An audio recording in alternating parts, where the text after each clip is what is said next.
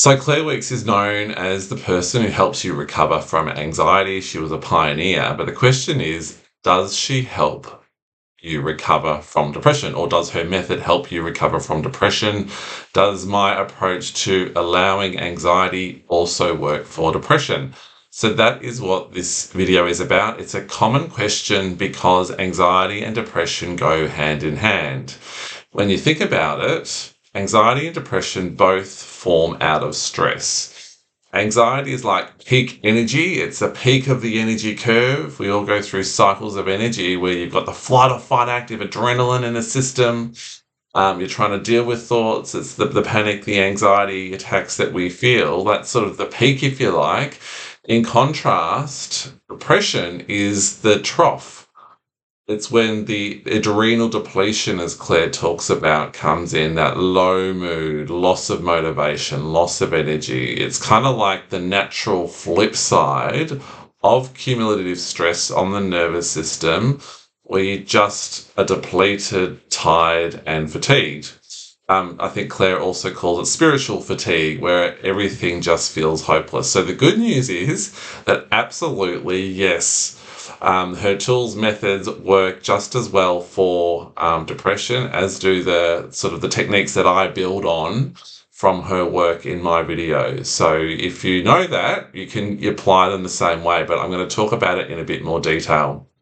So again, if you understand what depression is as a starting point, we can also not take it seriously, like I recommend not taking anxiety seriously. Depression happens for the exact same reasons as anxiety.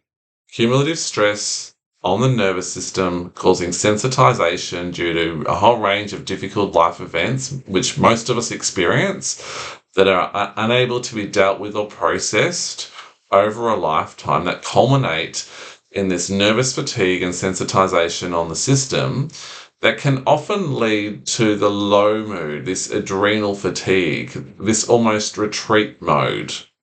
When we think about anxiety, we think about this overactive flight or fight response, reacting to everyday thoughts, challenges as though there's some sort of pending physical threat. The depression version is when we're just tired of having to deal with stress. We kind of lose all hope and we want to retreat. So if you think about, the bears going into hibernation in the woods to retreat, to recharge. So there's a normal reason for it.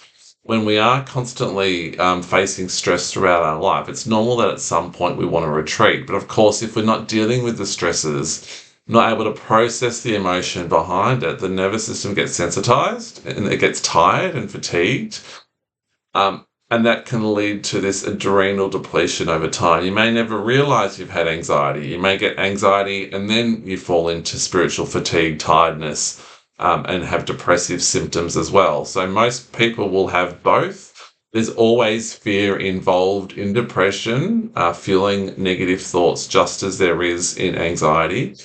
But it's that low mood where we want to retreat, feel hopeless, feel like we've got no energy.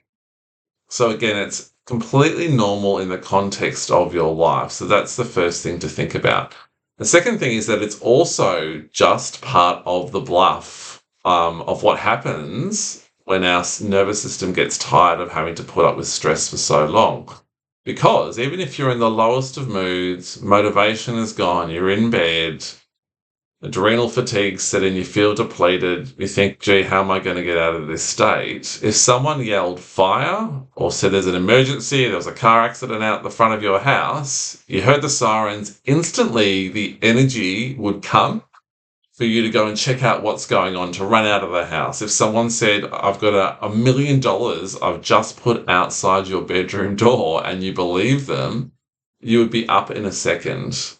Because, again, this is all part of the bluff. This is the bluff of the need to retreat from this so-called difficult life that you've endured and experienced. It's the body's way of coping because it is tired. It's tired of having to be on alert so often. So often people feel depressed and the anxiety is gone, if you like, but there's always still fear there.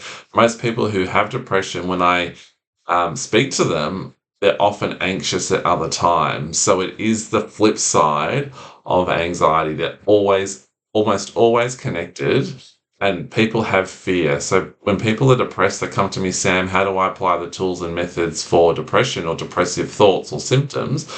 There's fear behind what they're asking. So there's also anxiety in there. It might not be panic anxiety, but it's anxious energy because they're worried about the state that they're in. So there's always fear linked with both. We don't want to give depression any more credit than we do anxiety.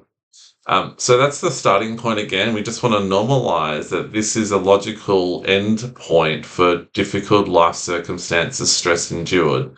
What we do with it, of course, is we apply the same tools and methods. So I always talk about allowing it. So if we find ourselves in a low mood, loss of motivation, feeling hopeless, we just allow it. We allow those difficult symptoms. If we need to sleep, we sleep. We allow ourselves to rest and recharge, but we don't just stay there.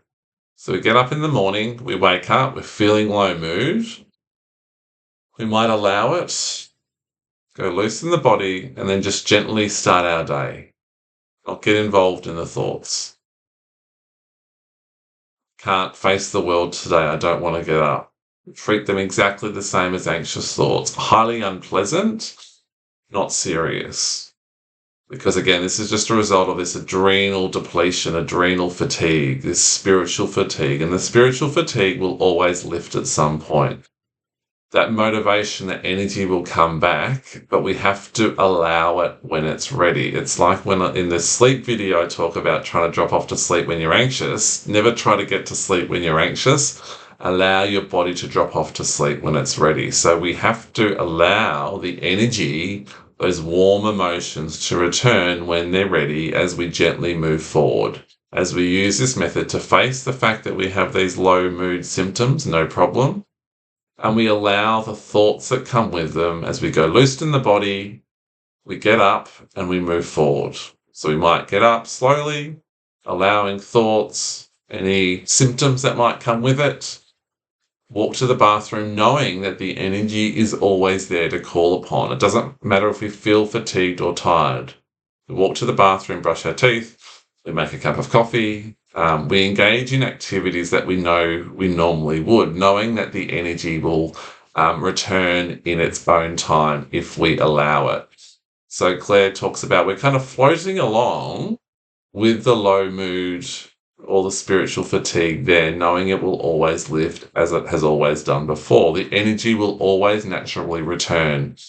That's how the body works. It goes through these cycles. Just as the adrenaline that's causing panic will deplete and you'll get relief, the body can't stay in a low mood. It's got to process all these essential bodily functions. So you know that the energy will come back. So what we try and do is use the same tools and techniques to allow the energy return when it's ready. What we have to deal with is deal with the thoughts that come with feeling depressed. Often depression can slide quickly into anxiety, which is why we want to treat it exactly the same way. Highly unpleasant, but normal and not serious. So we can apply the tools in the same way, allowing difficult thoughts, going loose in the body, finding your way to gently move through the symptoms, but getting up and moving as you go about your normal day. Getting on the treadmill, doing some exercise, getting some sun, drinking some water, moving, but not forcing. We want to start moving the body, getting on with our day, going to work, starting out small. So we know that the body will eventually catch up with us without forcing it, without trying to feel better.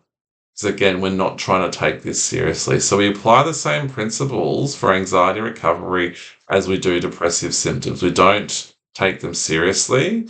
We use the tools to allow ourselves to gently move forward, not forcing, not trying to fake feeling better. But we might get outside, do some exercise, move around the house, even when it feels hard. So we know that it will feel hard, so it's unpleasant, but not serious. So look, I hope that helps as a starting point. Lots of questions on it. People get stuck. They give depression more respect than it deserves, but we need to treat it exactly the same way. So the Claire Weeks approach allows your energy to return as it naturally will, by understanding that the cycles of energy will always go up and down. And what we can do, instead of fighting against it, resisting it, getting involved in it, and adding tension to tension, or adding to our low mood, we can start moving forward with life, knowing that the energy will return because we're recovering the right way. I'll do more videos on this specifically, but I hope that helps for now. If you've got any questions or any aspects that you want me to tackle specifically on depression, please let me know and I'll get to them when I can. All right, take care.